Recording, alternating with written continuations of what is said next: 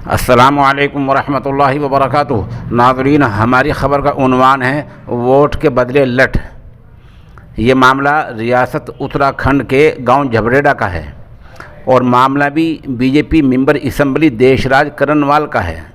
दरअसल member assembly Deshraj Karanwal आज अपने हलके के गांव झबरेड़ा में पहुंचे तो लोगों ने उनको खरी खोटी सुनाई और कहा कि जब भी आप यहां वोट मांगने के लिए आओगे तो गैलरी में लठ तैयार मिलेगा। इस पूरे मामले का वीडियो वायरल हो रहा है जो खबर रसा एजेंसी ने जारी किया है। एक गांव वाला कहता सुनाई देता है कि आपको तो ओहदे से प्यार है, लालच है, आज हम आपको छोड़ रहे हैं, अब आप यहाँ वोट मांगने आओगे तो लठ तैयार मिलेगा। गांव वालों का कहना है कि मेंबर असम्बली ने गांव में सिरे से कोई काम किया ही नहीं। गांव में वाकई सेहत सेंटर पर कोई छोटी मोटी सहूलत भी नहीं है, न डॉक्टर आता है और न ही रात के वक्त इस सेंटर पर कोई सहूलत है। तो ऐसे एमएलए का हमें फ़ायदा क्या है? इसलिए हम आज से आपको छोड़ रहे हैं और आपको साफ कह देते हैं कि आप यहाँ वोट मांगने आओगे तो वोट के बदले लठ तैयार मिलेगा।